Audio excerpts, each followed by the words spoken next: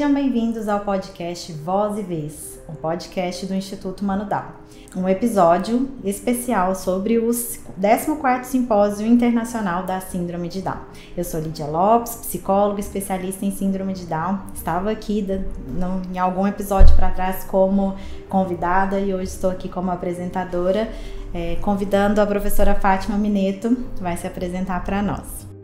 Olá, é um prazer enorme estar com todos vocês aqui.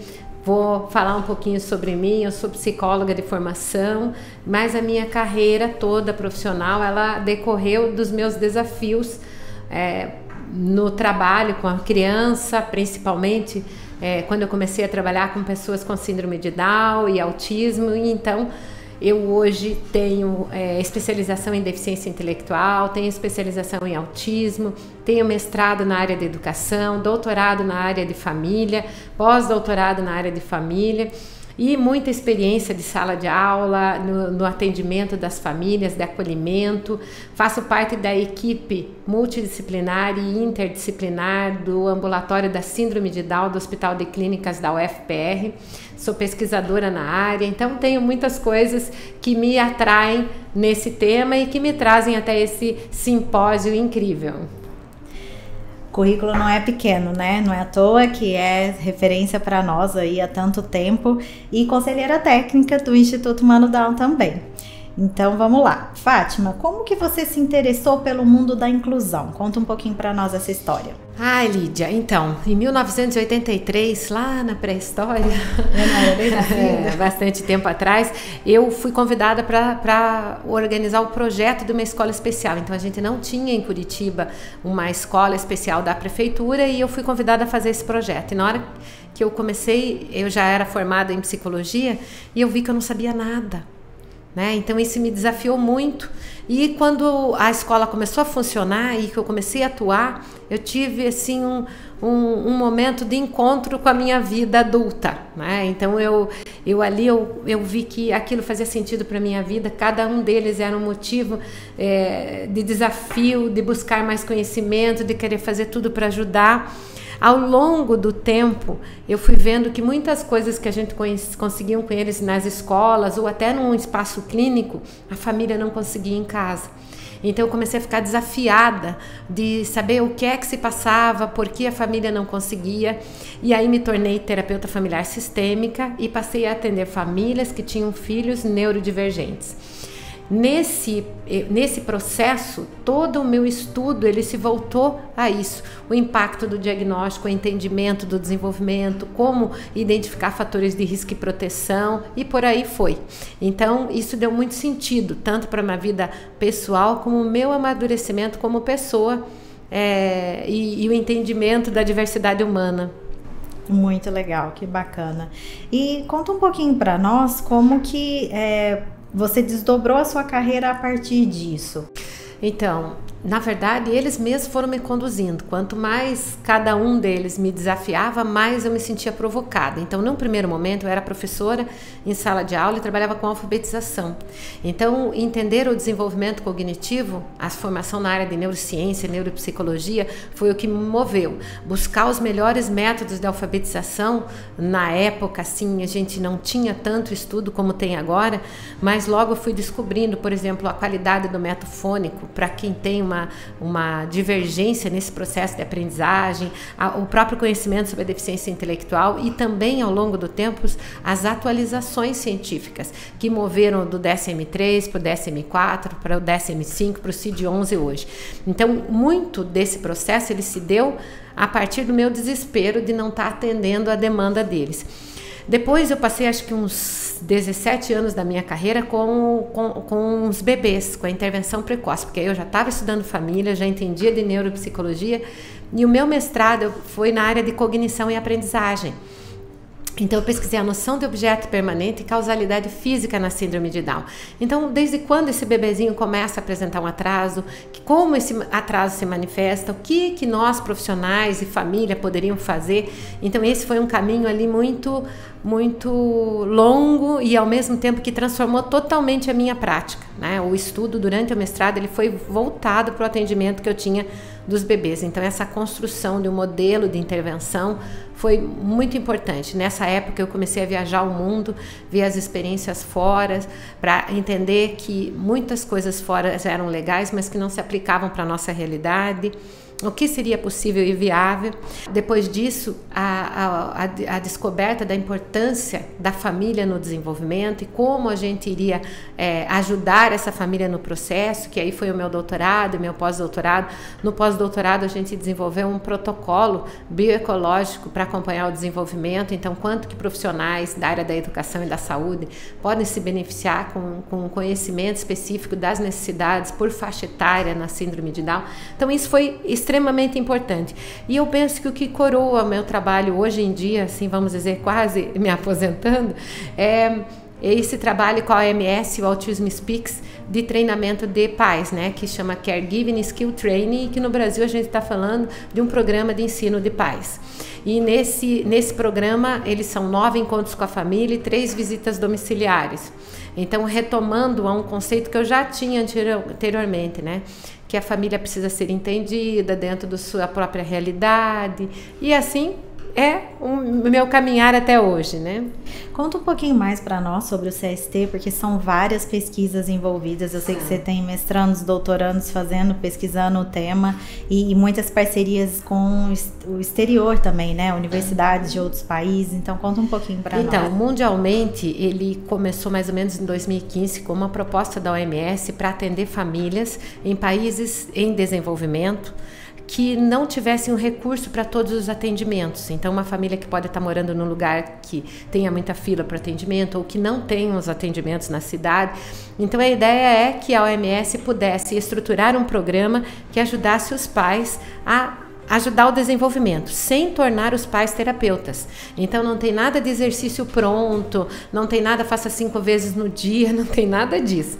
Mas fazer com que a família entenda essa relação com a criança, entenda o desenvolvimento dela, e esse programa, ele tem pilares básicos. O primeiro é o engajamento. Então, quanto que os pais precisam entender essa proximidade, o entender se a criança está conectada com eles quando está pedindo alguma coisa ou quando está propondo alguma coisa para a criança.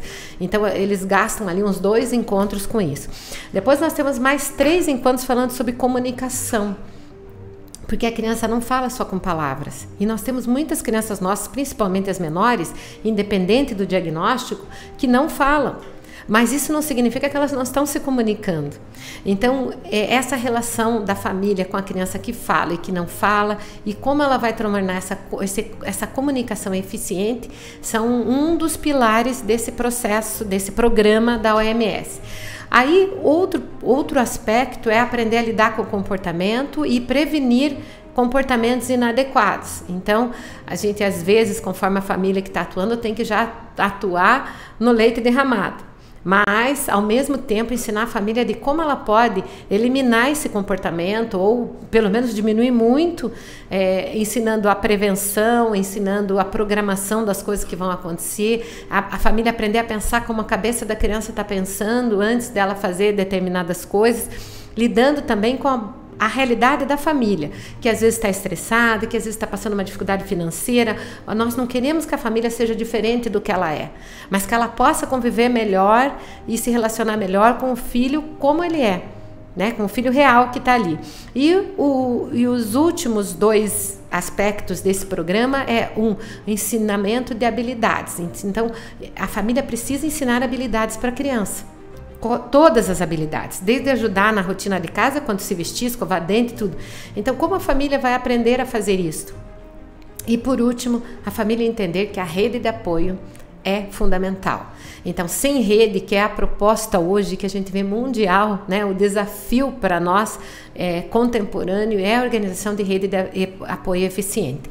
E o que o CST, que é o Caregiving Skill Training, que no Brasil a gente está chamando de ensino de pais, já mostrou muito eficiente. Então, por que ele está podendo ser implementado no Brasil? Porque nós já tivemos estudos desde 2007 com a medicina, com o setor de pós-graduação da medicina e o setor de educação da UFPR, onde a gente fez as aplicações e fez o que a gente chama de follow-up. encontros com as famílias meses depois, 6 meses depois, 1 ano depois, 1 ano e meio depois, para saber se o que foi feito teve um impacto longitudinal na relação da família com a criança e no desenvolvimento da criança. E é impressionante os resultados, sabe? É uma coisa muito legal da gente ver tanto o sentimento da mãe de competência diante da criança, as declarações dos pais, né? Os homens às vezes não vinham, mas no follow-up eles vieram para dizer que a família mudou, que a casa estava bem, que as coisas melhoraram. Então, esse diagnóstico em si, ele não é necessário para poder participar do programa.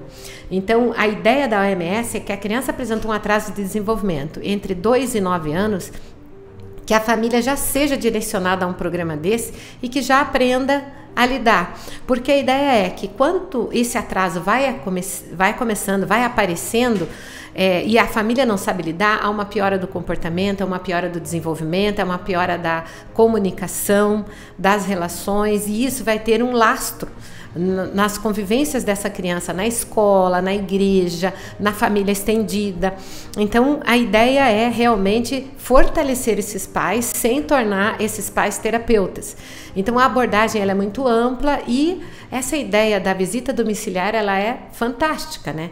A mãe ela fica tão mexida com a nossa presença, porque ela vê aquilo que é a realidade dela. Então é muito fácil para a gente falar de um consultório ou de um ambiente próprio. A senhora tem que fazer isso. Aí quando você chega na casa, a casa é uma peça. É a geladeira, é o quarto, é a sala, é os outros irmãos pulando. Então essa é a realidade que a mãe tem. E é nessa realidade que a gente tem que ajudar ela a funcionar. Quando a gente começou esse projeto, a OMS já tinha tentado implementar no Brasil e a gente não teve sucesso porque não tinha quem sustentasse, ou seja, o governo não investiu nisso. Nós tivemos um instituto, ICO Project, esse instituto bancou financeiramente essa pesquisa sendo feita no Brasil em parceria com a Prefeitura de Curitiba. Então a Prefeitura entrou com a cedência de profissionais e permitindo que a gente pudesse fazer isso nas instalações do setor de saúde da Prefeitura, então não foi na educação, foi na saúde, e ao mesmo tempo o financiamento feito pelo Instituto ICO Project, né? E no meio disso entrou a pandemia. E a OMS ficou muito preocupada de como isso ia acontecer. E nós fomos um dos países que mais rapidamente se adaptou ao processo e transferiu todo o projeto presencial no online. Inclusive as visitas eram videovisitas, né? Então a mãe punha o celular ali e a gente foi fazendo e aquilo deu certo. Isso deu tão certo que a OMS pediu que a gente... 4 países foram convidados para um modelo virtual, né, um modelo de autogestão que a mãe pudesse fazer. Então hoje a gente tem uma doutoranda, que é a Elise Matos, que é esta mãe que financiou o projeto, que está no modelo ECST, que é o modelo virtual, onde essas famílias vão poder fazer o treinamento em casa pelo celular. Então é um trabalho de alto custo para fazer, mas sem custo nenhum para a população. Então é isso que é o mais legal. Então as pesquisas estão em andamento. E a última fase dele, que você está sabendo hoje fresquinha, é que a gente está transformando o CST, que é esse programa, para a escola. Então a gente quer que os professores tenham essas mesmas habilidades que os pais, sem que eles se tornem terapeutas da criança, mas que eles aprendam a lidar com essa diversidade, com essas mesmas estratégias que são oferecidas para a família. E família é a base de tudo, né? Família é a principal promotora do desenvolvimento. A gente sabe o tanto que a família impacta no desenvolvimento. E isso encaixa muito bem com a questão do tema desse ano, né? Da rede de apoio, do suporte para quem precisa. Então, é realmente entender, capacitar e fortalecer essa família. Também é muito do que a gente viu e vê o que acontece no modelo de Portugal, né? Das visitas nas casas das famílias, para a gente entender a realidade daquela família e fazer propostas a partir daquela realidade. Isso é muito legal. E aí você comentou agora, por último, da questão da escola. Quero entrar um pouquinho aí mais nesse esse tema, tá? Como que você vê hoje o futuro da educação inclusiva? Acho que a gente pode falar até um pouco dessa história, né? Você viveu muito dessa história aí, então o passado, o presente e o futuro da educação inclusiva. Acho que você fez uma comparação ali de a gente observar como é em Portugal, né?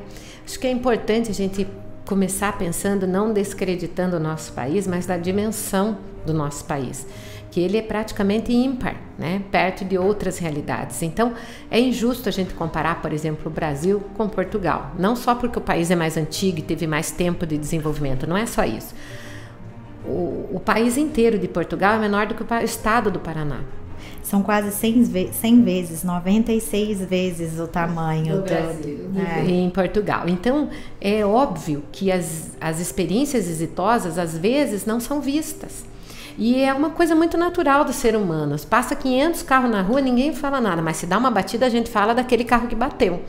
Então, naturalmente, a gente tem uma tendência a ver aquilo que não está bom. Então, eu diria para você, historicamente, nós tivemos muito progressos, porque eu comecei com inclusão na época do faroeste, não tinha lei, não tinha nada, né? Hoje a gente tem uma lei incrivelmente em consonância com a Convenção do Direito das Pessoas com Deficiência, do qual o Brasil é signatário. Então isso é muito importante entender que a nossa lei ela tem muitas características boas. É lógico, como qualquer lei, vai sempre faltar alguma coisa pela diversidade dos nossos estados, pela diversidade da nossa população, pela diversidade cultural. Então, mas a nossa lei em si, ela estabelece os princípios básicos para a inclusão acontecer. E muitas vezes ela não acontece, em parte porque a gente não está vendo que ela está acontecendo, e em parte porque as nossas expectativas são muito altas dentro de um processo de mudança. Então, você mudar uma coisa em um país pequeno é muito mais fácil. Você mudar uma coisa num país grande, a dimensão é muito maior. E não estou falando só do financeiro, que importa muito. Eu estou falando cultural também. Né? É cultural, é um entendimento. Então, essa mudança de paradigma, de que a inclusão ela não veio para atrapalhar todo mundo, ela veio pelo entendimento que se eu estou num ambiente onde todas as pessoas se estão me estimulando, eu vou ter um desenvolvimento melhor. Ao mesmo tempo que as outras pessoas estão convivendo com a diversidade humana e vão ser mais tolerantes com si, com os outros. Então, é toda uma mudança de paradigma que a gente precisa. Então, eu te diria assim, a inclusão está acontecendo? Na minha opinião, sim. Não na velocidade que a gente queria. E eu tenho um capítulo daquele meu livro do currículo na educação inclusiva, que é o capítulo número 3, que eu digo assim, por que a inclusão não dá certo? Ou dá? Então eu diria para vocês que em muitos lugares ela está sendo muito exitosa. A gente tem coisas muito legais acontecendo em partes diferentes do Brasil, mas temos muita resistência, temos muito trabalho ainda pela frente, e eu acho que um simpósio como esse, um podcast como esse, eles vão devagarinho ajudando essa transformação social do entendimento da diferença, né? Que é uma mudança de paradigma. O acesso à informação, né, Fátima? Hoje a gente tem um acesso à informação e uma informação de qualidade. A gente entende que é difícil para essa família filtrar a qualidade dessa informação, mas a gente tem esse acesso muito fácil. Eu costumo dizer que quando a gente fala da educação inclusiva, a gente olha para trás e vê que a gente já caminhou muito, né? É uma história de exclusão, de matar as pessoas, de esconder as pessoas. Mas quando a gente olha para onde a gente está hoje, a gente também vê que ainda tem muito a ser feito, com certeza. Mas a gente também percebe muito dessa evolução nessa história. Uma dessas legislações, né, que você comentou, que a gente pode mencionar, a LBI, né, a Lei 13.146, ela é muito recente, ela é de 2015, entrou em vigor em 2016, então assim, é ontem para esse contexto histórico. E para grandes mudanças num âmbito desse tamanho. Uma coisa que é interessante a gente colocar é que nós temos pesquisas internacionais, mas aqui no Brasil muito fortes, principalmente no Norte e no Nordeste, que falam que o sentimento que o profissional tem, o professor, por exemplo, quando ele recebe uma criança com deficiência. E a palavra que apareceu em 87% é medo. E eu diria, também talvez fosse a palavra dita aos pais, né? Os pais também teriam medo. E aí eu conto em algumas apresentações minhas uma história do sítio do Pica-Pau, em que o Saci pergunta para o Pedrinho se ele sabe o que é o medo. E o Pedrinho diz que sabe sim, e que a mãe do medo é incerteza. E o Saci diz, é verdade, a mãe do medo é incerteza. O pai do medo é o escuro. Enquanto houver escuros, haverá monstros como o que vocês vão ver. E aí a gente pergunta, monstros existem ou não existem? E aí o Saci diz, monstros existem para quem acredita nele. Então, a base do nosso medo é o que eu não sei, a incerteza e o escuro, que é não saber o que fazer com o que você tem. Então, para lidar com esse medo, lidar com essa mudança de paradigma, lidar com o entendimento sobre a diferença, eu preciso primeiro de conhecimento e depois de luz. Com certeza. E você acha que é isso que a gente poderia aí deixar para as pessoas, né? O que elas podem fazer para mudar isso no dia a dia? Seria um pouco disso, da questão do conhecimento? Eu acho que eu diria isso tanto para os profissionais quanto para as famílias. Eu acho que o que me moveu até hoje, todas as vezes que eu me apavorei com o monstro que apareceu para mim, como disse o Saci, foi eu estudar mais, foi eu fazer rede de apoio e entender as coisas que estavam acontecendo para buscar saídas. E às vezes não a saída que parecia óbvia, mas a saída possível naquele momento e em partes e conquistando o objetivo maior que a gente tem, né? Que conversa gostosa, mas a gente vai encaminhando para o final. Você sabe que por mim a gente ficaria aqui um tempão e eu gosto muito de conversar, né, essa troca. Eu queria que você deixasse uma mensagem para as famílias, para os profissionais, para as pessoas com deficiência intelectual, sobre poder dar e ter mais autonomia para as pessoas com T21. Então, nos últimos anos, uma da leva de pesquisa do ambulatório que eu coordeno é o trabalho em relação à autonomia. E autonomia é dar voz a si, autônomos. Autônomos vem do grego. Então, uma coisa é a gente possibilitar isso, é uma das coisas que está no programa da OMS, que a criança, desde 2 anos lá no programa, já começa a ter que decidir coisas. Que cor da camisa ela vai pôr, que horas ela vai vestir o uniforme. Então, a criança passa a ter voz. Então, a autonomia é ter voz. E muitas vezes a gente não dá autonomia para uma pessoa com deficiência intelectual, por exemplo, porque a gente não acredita que ela vai ser independente para poder realizar. E é aí que está a minha mensagem. Ninguém é independente. Para que a gente realmente consiga conquistar coisas, a gente precisa de ajuda. Então, com uma rede de apoio eficiente, tudo é possível. Mas a voz é algo que precisa ser cultivado desde pequenininho. A criança vai se tornar adulta, adolescente, adulto, e ela tem que saber o que é bom para ela, o que ela realmente gosta. Então, se eu posso deixar alguma mensagem, sonhem com esse adulto, mas um adulto que tenha sua voz e que não seja a voz dos outros, que ao longo do tempo a gente aprenda a respeitar a vontade deles, que às vezes é diferente da nossa, como qualquer outro filho, como qualquer outra pessoa e cidadã. Então esse é um grande desafio para a nossa contemporaneidade. Nós trouxemos eles até aqui. A gente fala de autonomia e a pergunta é, será que a gente vai dar essa autonomia?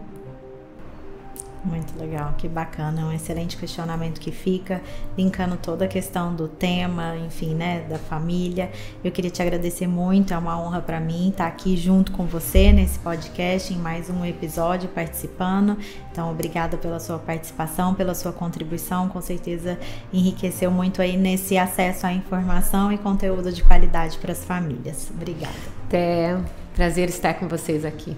Fátima, deixa para nós, por favor, as suas redes, quem quiser entrar em contato com você depois, acompanhar um pouquinho também do seu trabalho, da sua vida pessoal. Tá bem. Então, eu tenho um Instagram, vocês podem falar comigo por lá, que eu respondo todo mundo, ele é aberto, é Fátima Mineto com 2 T's, e estaria disponível aí pra gente conversar sobre qualquer coisa.